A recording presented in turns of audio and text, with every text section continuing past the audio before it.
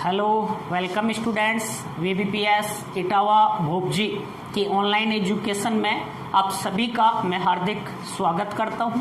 Dear students, आज plant जो respiration अपना चल रहा था, पादपों में जो श्वसन चल रहा था, उसका आज अपना लास्ट टॉपिक है और इसमें हम बात करेंगे एक तो एम्फीबोलिक पाथवे की और एक बात करेंगे रेस्पिरेटरी क्यूसेंट की बात करेंगे और क्यू की बात करेंगे। तो एम्फीबोलिक जो पाथवे है वो क्या है, सबसे पहले तो हम ये समझेंगे। तो ध्यान दीजिए, श्वसन जो है, श्वसन एक देखें तो एक प्रकार की एम्फीबोलिक क्रिया है, उभयचयी जो क्रिया है वो है। श्वसन एक उभयचय क्रिया है, एम्फीबोलिक क्रिया है,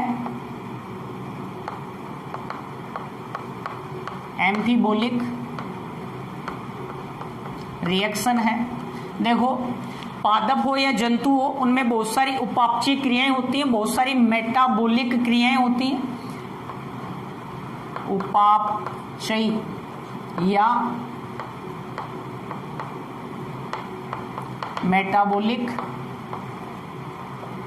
रिएक्शन, श्वसन एक प्रकार की उपापचयी क्रिया है, मेटाबोलिक क्रिया है। और श्वसन की जो क्रिया है उसकी हम बात करें तो किसी भी जो उपापचयी क्रियाएं हैं उनमें दो क्रियाएं हमें देखने को मिलती हैं। एक तो एनाबोलिक क्रियाएं,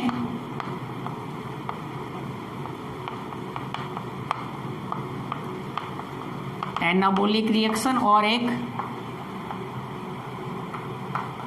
कैटाबोलिक रिएक्शन। एक तो है उपचयी क्रियाएं और एक है अपचयी क्रियाएं। तो अपचयी क्रियाएं वे क्रियाएं होती हैं जो विघटनात्मक क्रियाएं होती हैं, अर्थात जिनमें बड़े अणु टूटकर छोटे छोटे अणुओं का क्या करें, निर्माण करें, वो क्रियाएं कहलाती हैं उपचयी क्रियाएं। और जितनी भी संश्लेषणात्मक क्रियाएं होती हैं जिनमें छोटे छोटे अणु जुड़कर बड़े अणुओं का क्या करता है, निर्माण करता है, वो सभी क्रियाएं जो हैं वो कैसी क्रियाएं होंगी, उपचयी क्रियाएं कहलाएंगी। जैसे हम बात करें एमिनो एसिड जो है, अमीनो अम्ल जो है, वो आपस में जुड़कर प्रोटीन का क्या करते हैं, निर्माण करते हैं। इसी प्रकार न्यूक्लियोटाइड्स की इकाइयां आपस में जुड़कर किसका निर्माण करती हैं, डीएनए का निर्माण करती हैं। तो डीएनए जो बना वो एक प्रकार की संश्लेषण क्रिया है। तो जितनी संश्लेषण क्रियाएं होंगी वो सब की सब कैसी होंगी, उपचयी क्रियाएं। और जो विघटनात्मक क्रियाएं होंगी जिनमें बड़े अणु जो हैं वो टूटकर छोटे छोटे अणुओं का क्या करेंगे, निर्माण करेंगे, तो वो जो क्रिया है वो क्रियाएं कैसी कहलाएंगी, अपचयी क्रियाएं कहलाएंगी। तो यहाँ श्वसन की हम बात करें तो श्वसन जो है उसमें एनाबोलिक भी है और कैटाबोलिक भी है, अर्थात श्वसन एक प्रकार की उपचयी क्रिया भी है और एक प्रकार की अपचयी क्रिया भी है। तो श्वसन एक प्रकार की उभयचयी क्रिया है, एम्फीबोलिक क्रिया है, जहां पर हम देखें तो एनाबोलिक भी होता है और कैटाबोलिक भी होता है, कुछ पदार्थों का संश्लेषण भी होता है। और हम देखते हैं श्वसन की क्रिया में जो ग्लूकोज है उस ग्लूकोज का क्या होता है, विघटन होता है। ग्लाइकोलाइसिस की बात करें, चाहे क्रेब्स चक्र टीसीएस साइकिल की बात करें आदि की जो बात करें, उसके दौरान जो ग्लूकोज है उसको तोड़कर छोटे छोटे किन में बदल दिया जाता है, अन्य अणुओं में बदल दिया जाता है। तो श्वसन जो है एक प्रकार की उपचयी क्रिया है। साथ ही श्वसन की क्रिया में जो ग्लूकोज आदि टूटा, उस टूटने की क्रिया के दौरान बहुत सारे मध्यमवर्ती यौगिकों का क्या होता है, निर्माण होता है। जैसे पायरुविक एसिड बनता है, अल्फा कीटो ग्लूटेरिक अम्ल बनता है, सक्सिनाइल को एंजाइम ए बनता है। ये बहुत सारे जो यौगिक हैं ये आपस में मिलकर अमीनो एसिड्स आदि का क्या कर सकते हैं, पुनः क्या कर सकते हैं, निर्माण कर सकते हैं। तो श्वसन जो है एक प्रकार की कैसी क्रिया है, उपापचयी क्रिया है। देखो हम समझे इसको। तो श्वसन की क्रिया में क्या क्या हो रहा था, सबसे पहले हम देखें, यदि क्रियाधार, श्वसन की क्रिया में क्रियाधार कौन होता है, कार्बोहाइड्रेट होता है।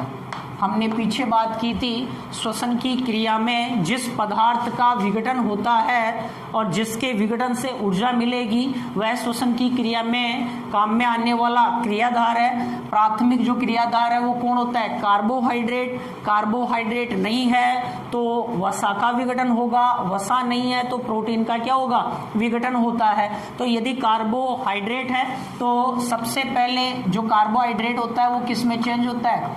ग्लूकोज में। किस में चेंज होगा? ग्लूकोज में। अब जो ग्लूकोज है उसमें ग्लाइकोलाइसिस की क्या होती है? क्रिया। और ग्लाइकोलाइसिस की क्रिया के दौरान यहाँ देखो सबसे पहले तो जैसे इसी में ग्लाइकोलाइसिस के अलग अलग चरणबद्ध क्रियाएं थी।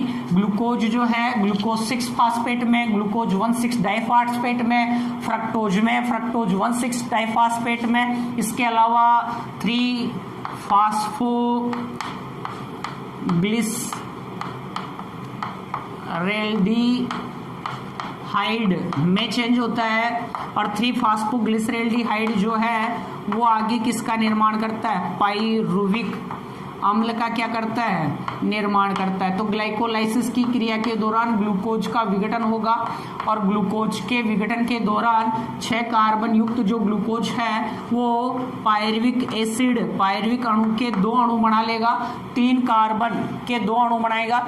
ये आगे किस में प्रवेश करेगा? क्रेब्स साइकिल में प्रवेश करेगा।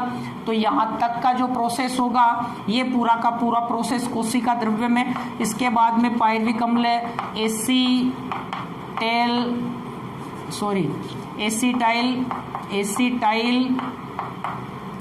को एंजाइम ए बनाता है। ये एसिटाइल को एंजाइम ए किस में प्रवेश करता है? क्रेब्स चक्र में क्या करता है? प्रवेश करता है। और इस क्रेब्स चक्र की क्रिया देखो, यहाँ acetyl co enzyme A, 2 carbon युक्त एसिटाइल को एंजाइम ए का निर्माण होता है, एक CO2 यहाँ पर रिलीज हो जाती है। तो जो ग्लूकोज था 6 कार्बन वाले, उससे जो कार्बन है वो CO2 के रूप में क्या हो जाएंगे? मुक्त हो जाते हैं और ये टूटकर अन्य छोटे अणुओं में बदल जाता है तथा ऊर्जा या ATP का क्या होता है? यहाँ पर निर्माण होता है। ऊर्जा या ATP का क्या होता है? निर्माण होता है। क्लियर? तो यहाँ CO2 के रूप में एसिटाइल को एंजाइम ए जो है, इसके जो कार्बन है वो CO2 के रूप में क्या हो जाएंगे? मुक्त हो जाते हैं। तथा यहाँ क्रेब्स साइकिल की क्रिया में बहुत सारे मध्यमवर्ती जो यौगिक हैं उनका निर्माण होगा। साथ ही यहाँ ऊर्जा जो है ATP जो है उनका निर्माण होता है। NADH2 बनते हैं, FADH2 बनते हैं, GTP बनते हैं और उनसे ETS के दौरान ATP अणुओं का क्या होता है? निर्माण होता है। तो श्वसन की क्रिया में हम बात करें, सबसे पहला जो प्राथमिक क्रियाधार होता है जिससे ऊर्जा मिलेगी वो कौन है? कार्बोहाइड्रेट। कार्बोहाइड्रेट सबसे पहले किस में चेंज होगा? ग्लूकोज में। तो ग्लूकोज जो है, ग्लूकोज के ऑक्सीकरण से श्वसन की क्रिया प्रारंभ होती है। सबसे पहले ग्लाइकोलाइसिस की क्रिया होगी, उसके ये जो पूरी प्रोसेस है यहाँ से यहाँ तक की ये जो क्रिया है ये पूरी कहाँ संपन्न हो रही है? कोशिका द्रव्य में, या हम कहें साइटोप्लाज्म में संपन्न हो रही है, कोशिका द्रव्य में संपन्न हो रही है। तो यहाँ देखो एक प्रकार की अपचयी क्रिया हो रही है जिसमें जो ग्लूकोज था वो ग्लूकोज छोटे छोटे अणुओं में क्या हो गया? टूट जाता है। तो यहाँ देखो 3 फास्फोग्लिसरेल्डिहाइड, फिर पायरुविक एसिड का निर्माण हुआ जो 3 कार्बन युक्त यौगिक है। तो 6 कार्बन से 3 कार्बन, 3 कार्बन से 2 कार्बन वाला यौगिक, फिर अन्य अणुओं में जो ग्लूकोज है वो क्या हो रही है? टूट रही है। तो ये एक प्रकार की कैसी क्रिया है? अपचयी क्रिया है, विघटनात्मक क्रिया है। और ग्लूकोज के टूटने से यहाँ ऊर्जा का क्या हो रहा है? निर्माण हो रहा है। इसके अलावा यदि श्वसन का क्रियाधार कार्बोहाइड्रेट नहीं हो, कार्बोहाइड्रेट की कमी हो, भोजन यदि नहीं किया जाता है तो उन परिस्थितियों के अंतर्गत हमारे शरीर में जमा जो फैट है, वसा है, जो मोटी वसा की जो परत है वो क्रियाधार के रूप में क्या होगी? काम में आएगी। फिर वसा का विघटन होगा, वसा के टूटने से ऊर्जा मिलेगी। तो ये जो वसा है इस वसा को वसा अम्ल, फैटी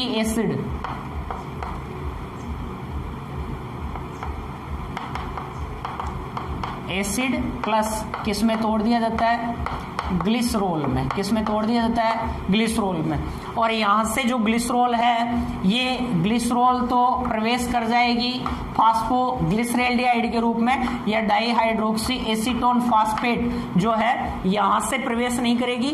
ये कहाँ से प्रवेश करेगी? जो ग्लिसरॉल है वो ग्लाइकोलाइसिस की क्रिया में 3-फास्फोग्लिसरैल्डिहाइड का क्या करेगा? निर्माण करेगा, या डाईहाइड्रोक्सी एसीटोन फास्फेट के रूप में प्रवेश करेगा। और जो फैटी एसिड है ये किसमें? पायरुविक जो अम्ल है उसके अंदर क्या करेंगे? यहाँ प्रवेश करेंगे। अब पायरुविक जो एसिड है उनका क्या करेंगे? निर्माण करेंगे। या यहाँ ये कह सकते हैं कि जो फैटी एसिड है ये एसिटेल्डिहाइड के रूप में यहाँ जो ग्लूकोज का ऑक्सीकरण हो रहा है उसमें क्या करेंगे? प्रवेश करेंगे।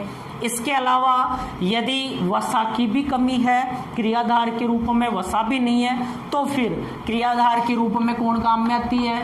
प्रोटीन। तो उसके बाद में कौन टूटेगी? प्रोटीन। और प्रोटीन का टूटना सही नहीं है, क्योंकि प्रोटीन जो है वो हमारे शरीर की संरचनात्मक इकाई के रूप में क्या कर रही है? भाग ले रही है। प्रोटीन यदि टूटेगा तो प्रोटीन के टूटने का मतलब है कि हमारा जो बॉडी है, हमारी जो शरीर है, हमारा शरीर हमारे शरीर को खुद को ही क्या कर रहा है? खाने लग गया है। और प्रोटीन जो है वो कब टूटता है? जब व्यक्ति लंबे समय तक व्रत वगैरह रखता है और आमरण अनशन पर बैठ जाता है। उन परिस्थितियों में वो भोजन नहीं कर रहा है, कार्बोहाइड्रेट नहीं ले रहा, शरीर की वसा जो है, फैट है, वो काम में आ गई। उसके बाद में जीव द्रव्य श्वसन होगा, मतलब जीव द्रव्य का मेन जो घटक है प्रोटीन जो है हमारी कोशिकाओं का, वो टूटेगा। और ये जो प्रोटीन है ये प्रोटीन किस में चेंज हो जाएगा? अमीनो अम्लों में चेंज हो जाएगा। और उसके बाद में अमीनो अम्ल जो हैं इनका विअमीनीकरण होगा, जहाँ से अमीनो समूह को क्या कर दिया जाएगा? हटा दिया जाएगा। और ये जो अमीनो एसिड है, ये अमीनो एसिड भी जो आगे हैं ये प्रवेश करते हैं या तो पायरुविक एसिड के रूप में, या ये प्रवेश करते हैं एसिटेल्डिहाइड को एंजाइम ए के रूप में। संपूर्ण जो ग्लूकोज का ऑक्सीडेशन हो रहा है उसके अंदर क्या कर रहे हैं? प्रवेश कर रहे हैं। तो यहाँ वसा टूट रही है, वसा अम्ल में फिर इसमें प्रवेश कर रही है। तो ये भी जो एक प्रकार का प्रोसेस है, अपचयी क्रिया है। कैसी क्रिया है? अपचयी। ये भी कैसी क्रिया है? अपचयी क्रिया है। कैटाबोलिक क्रिया है। ये भी कैसी है? कैटाबोलिक क्रिया है। लेकिन हमने बात की है कि श्वसन एक प्रकार की कैसी क्रिया है? एम्फीबोलिक क्रिया है, अर्थात जहाँ एनाबोलिक और कैटाबोलिक दोनों क्रियाएं संपन्न होती हैं। अब यहाँ ये नहीं है कि एसिटाइल को एंजाइम ए जो है वो वसा अम्ल और ग्लिसरॉल से एसिटाइल को एंजाइम ए बन गया। पुनः हमारी बॉडी को दोबारा आवश्यकता होती है तो फ्यूचर में एसिटाइल को एंजाइम ए है, ये पूरा का पूरा ये नहीं है कि क्रेब्स साइकिल में प्रवेश करता है। पुनः यदि आवश्यकता होती है तो पुनः किसका निर्माण होगा? वसा अम्ल और ग्लिसरॉल का क्या हो सकता है? निर्माण हो सकता है। इसके अलावा क्रेब्स साइकिल में या acetyl co enzyme pyruvic acid जो है वो केवल एमिनो एसिड इन्हीं का निर्माण कर रहे हैं। पुनः इनसे पायरुविक एसिड से या एसिटाइल को एंजाइम से, या हम बात करें क्रेब्स चक्र में बहुत सारे मध्यमवर्ती यौगिक बनता है। जैसे हम बात करें अल्फा कीटो ग्लूटेरिक अम्ल है, सक्सिनिक को एंजाइम ए है, ये भी पुनः किसका निर्माण कर सकते हैं? एमिनो एसिड्स का, एमिनो अम्लों का क्या कर सकते हैं? निर्माण। हमारी शरीर की कोशिका में 20 प्रकार के एमिनो अम्ल पाए जाते हैं, जिसमें से लगभग 10 प्रकार के एमिनो अम्ल हम भोजन के रूप में बाहर से ग्रहण करते हैं। बाकी 10 जो एमिनो एसिड्स हैं उनका निर्माण हमारी बॉडी में खुद में होता है। तो वो कहाँ से बन रहे हैं? वो यहीं से बन रहे हैं। अर्थात सभी के सभी जो पायरुविक एसिड है वो आगे जाकर क्रेब्स चक्र में आदि में भाग ले और ऊर्जा का निर्माण करे, ये जरूरी नहीं है। आवश्यकता पड़ने पर ये एमिनो एसिड का भी क्या कर सकते हैं? निर्माण कर सकते हैं। अर्थात ये एक प्रकार की एम्फीबोलिक क्या है? क्रिया भी करते हैं। एम्फीबोलिक क्या करते हैं? क्रिया भी करते हैं। जैसे अल्फा कीटो ग्लूटेरिक अम्ल है, सक्सिनाइल को एंजाइम ए है, ये सब के सब वापस किसका निर्माण कर सकते हैं? एमिनो एसिड का निर्माण कर सकते हैं। तो इस प्रकार से हम जो श्वसन है उस श्वसन की जो क्रिया है उसको हम क्या कहते हैं? एम्फीबोलिक क्या कहते हैं? पाथवे कहते हैं। श्वसन एक उभयचयी क्रिया है, अर्थात यहाँ उपचय और अपचय दोनों प्रकार की क्रियाएं देखने को मिलती हैं। उभयधर्मी क्रियाएं यहाँ देखने को मिलती हैं। क्लियर यहाँ पर ये। नेक्स्ट हम बात करें रेस्पिरेटरी क्यूसेंट की, RQ की। ध्यान दें, रेस्पिरेटरी क्यूसेंट क्या है, RQ क्या है। देखो हमें पता है श्वसन की क्रिया में ऑक्सीजन को काम में लिया जाता है और CO2 क्या होती है, मुक्त होती है। CO2 क्या होती है, मुक्त होती है। तो सीधा सा हम समझें RQ क्या है, श्वसन गुणांक क्या है, श्वसन गुणांक किसे कहेंगे। तो श्वसन की क्रिया में मुक्त होने वाली, श्वसन की क्रिया में मुक्त होने वाली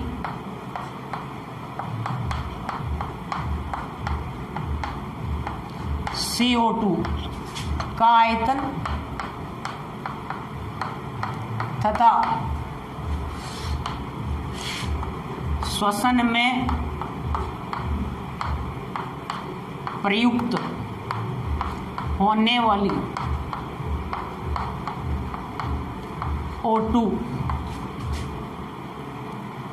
का आयतन का जो अनुपात है, इसी को हम क्या कहेंगे, श्वसन गुणांक कहेंगे या रेस्पिरेटरी क्यूसेंट कहेंगे।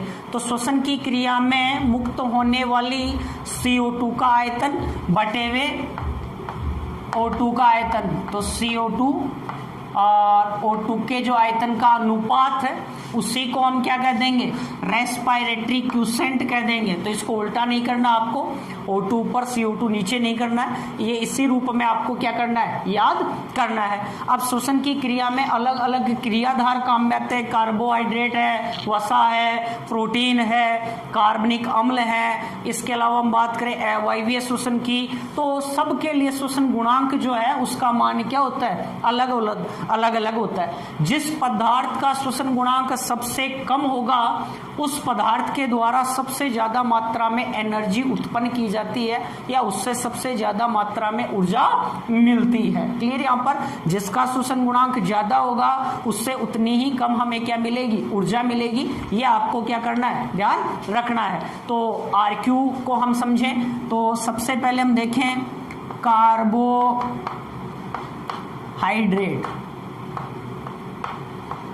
का श्वसन गुणांक। तो देखो यदि श्वसन की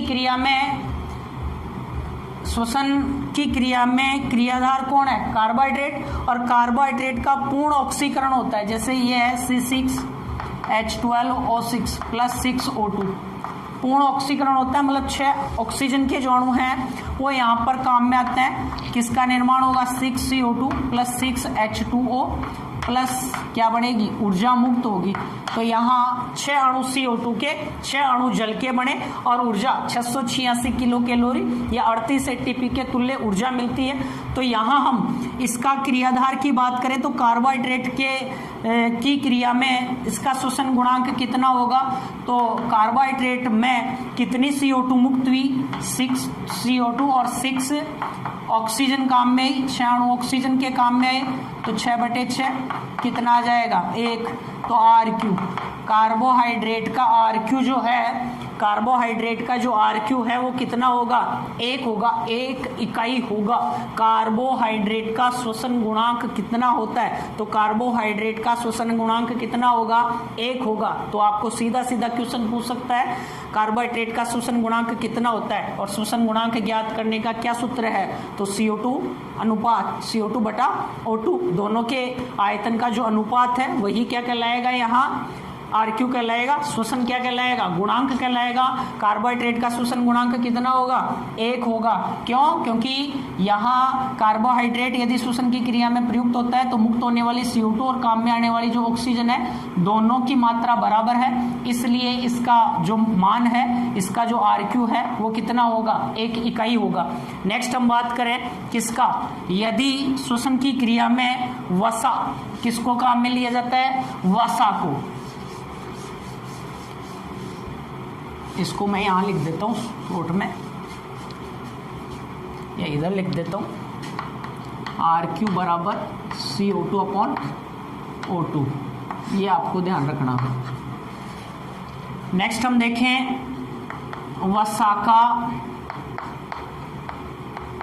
श्वसन गुणांक, वसा का श्वसन गुणांक। तो वसा की हम बात करें, वसा का जो श्वसन गुणांक है वो कितना होगा।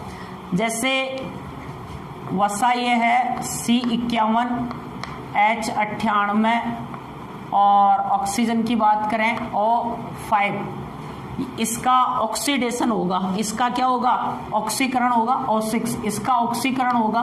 तो यहाँ ये कोई फेट है, वसा है। इस वसा में देखो ऑक्सीजन की तुलना में हाइड्रोजन और कार्बन जो है इनकी मात्रा क्या है, अधिक है। तो इसके ऑक्सीकरण के लिए हमें ऑक्सीजन इसके पास कम है, ऑक्सीजन परमाणुओं की संख्या कम है, तो इसके ऑक्सीडेशन के लिए अधिक मात्रा में ऑक्सीजन की क्या पड़ेगी, आवश्यकता पड़ेगी।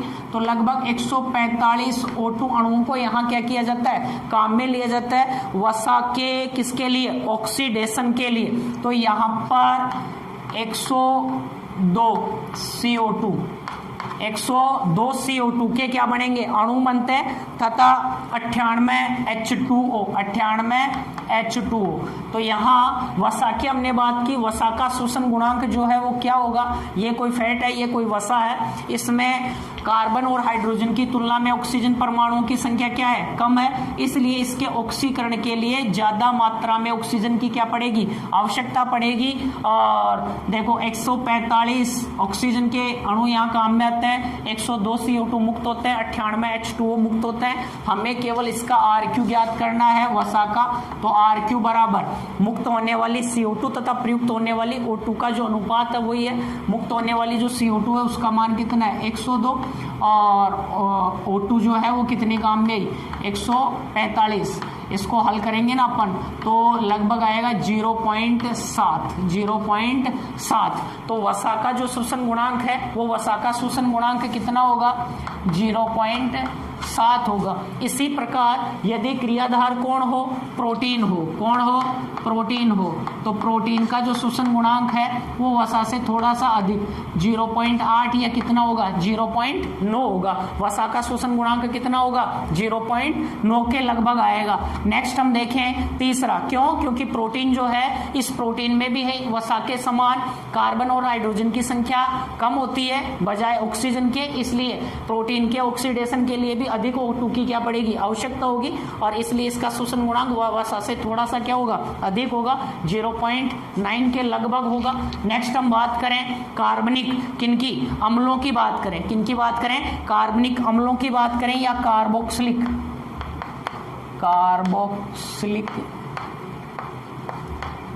अम्ल या कार्बनिक अम्लों का श्वसन गुणांक, अम्लों का श्वसन गुणांक की बात करें, जैसे मेलिक अम्ल होता है, लैक्टिक अम्ल होता है आदि। जैसे यहाँ हम बात करें मेलिक अम्ल की और ऑक्जेलिक अम्ल,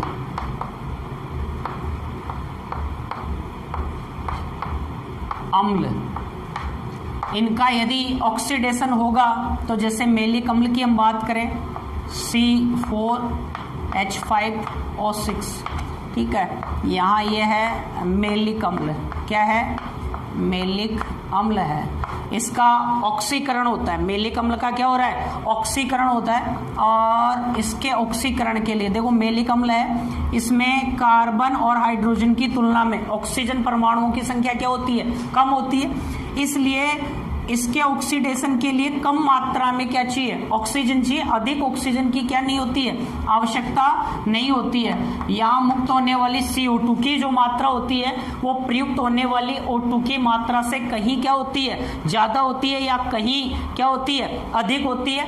+3 H2O वह ऊर्जा मुक्त हो रही है यहाँ पर। यहाँ हम देखें तो CO2 और O2, प्रयुक्त होने वाली O2 की मात्रा कम है और निष्कासित होने वाली CO2 की मात्रा अधिक है। तो कार्बनिक अम्ल जैसे किसका, मैलिक अम्ल का शोषण गुणांक कितना होगा, मैलिक अम्ल का शोषण गुणांक कितना होगा, तो यहाँ मैलिक अम्ल का जो शोषण गुणांक है RQ, कितनी CO2, 4 CO2 और 3 H2O, 3 यहाँ ऑक्सीजन काम में आती है। तो इसका RQ जो होगा वो लगभग होगा 1.33, किसके लगभग 1.33 के लगभग होगा या 1.14 के लगभग यहाँ इसका RQ होगा। मतलब जो कार्बनिक अम्ल है इनका शोषण गुणांक 1 से क्या होगा, अधिक होगा। कार्बोहाइड्रेट का शोषण गुणांक 1 था, मैलिक अम्ल या कार्बनिक अम्ल के शोषण गुणांक की हम बात करें तो कितना है, 1 से अधिक है। वसा का शोषण गुणांक 0.7, प्रोटीन का शोषण गुणांक 0.9 के लगभग है। इसके बाद में हम बात करें ऑक्जेलिक अम्ल की, किसकी बात करें, ऑक्जेलिक अम्ल की बात करें, जैसे COOH।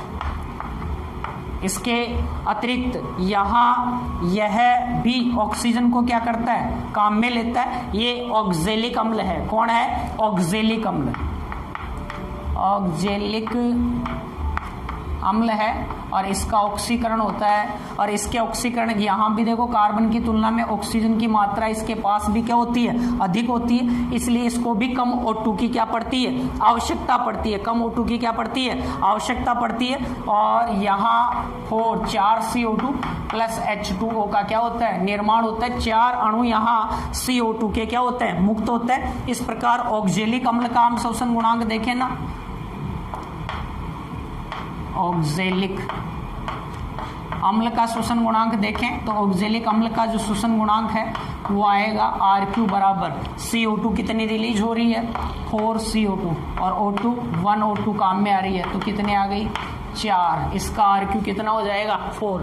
तो ऑक्जेलिक अम्ल का शोषण गुणांक कितना आएगा, यहाँ पर ऑक्जेलिक अम्ल का शोषण गुणांक कितना आया, 4। मैलिक अम्ल का कितना आया, 1.33 आया।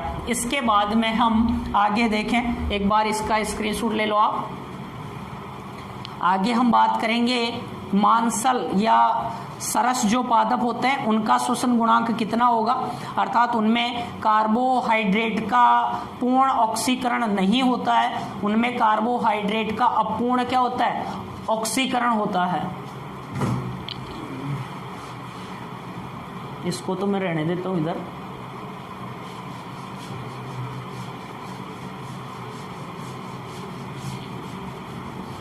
नेक्स्ट हम बात करें मांसल पादपों का शोषण गुणांक, किनका, मांसल पादपों का। या पहला कार्बोहाइड्रेट की बात की, सेकंड वसा, प्रोटीन, थर्ड, फोर्थ, फिफ्थ, 5 है मांसल या सरस पादपों का श्वसन गुणांक, या यहाँ क्या होता है, कार्बोहाइड्रेट का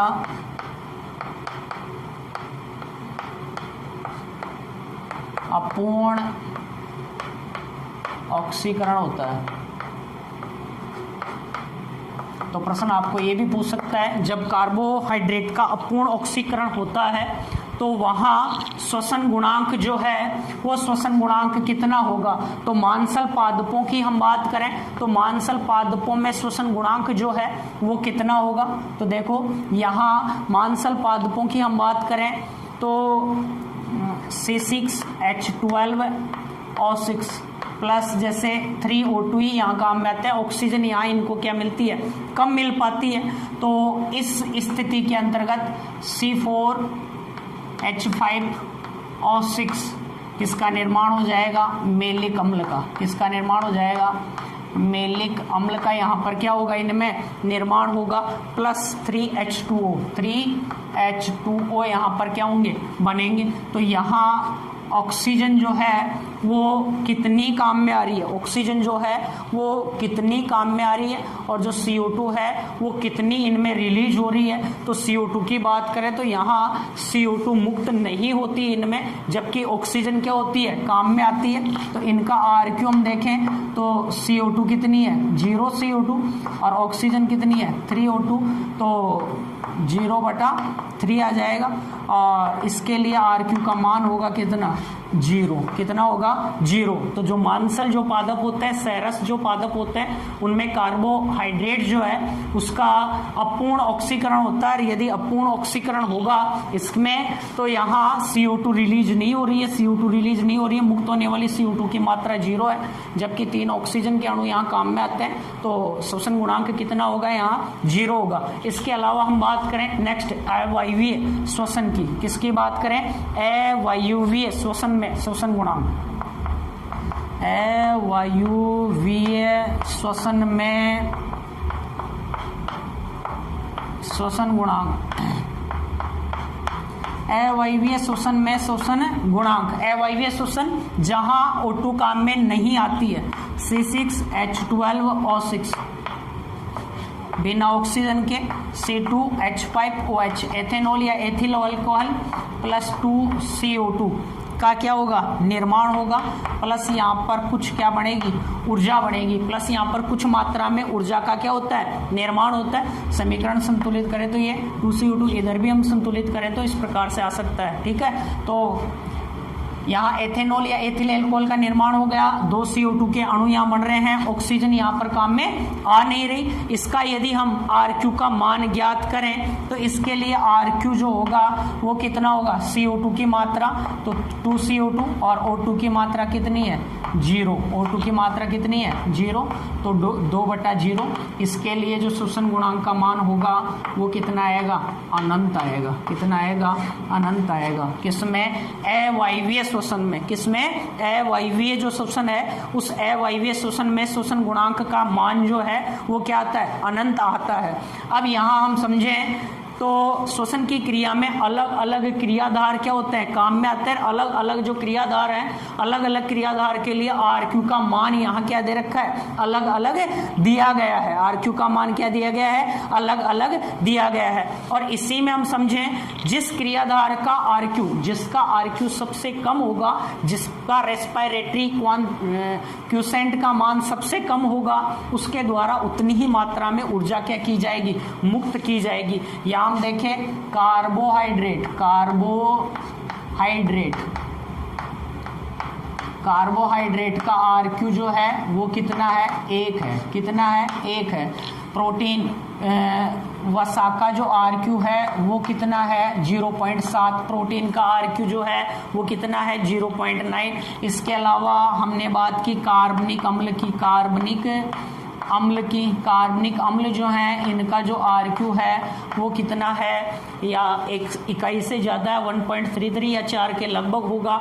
इसके अलावा हम देखें मांसल जो पादप हैं उनमें श्वसन गुणांक जो है वो कितना होगा, 0 होगा। इसके अलावा अवायवीय श्वसन में श्वसन गुणांक का मान कितना होगा, अनंत होगा। तो यहाँ सबसे कम यहाँ मान देखें तो वसा जो है, वसा से हमें ज़्यादा ऊर्जा, उसके बाद में प्रोटीन से, उसके बाद में कार्बोहाइड्रेट से। जिस क्रियाधार का श्वसन गुणांक सबसे कम होगा उसी से ज़्यादा मात्रा में हमें क्या मिलेगी, ऊर्जा मिलेगी। ये अपना जो चैप्टर था कंप्लीट हुआ। धन्यवाद सभी को। जय हिंद, जय भारत। और रिवाइज करें, और यदि कहीं पर समस्या हो तो कमेंट्स बॉक्स में कमेंट करके बताएं ताकि उसको दूर किया जा सके।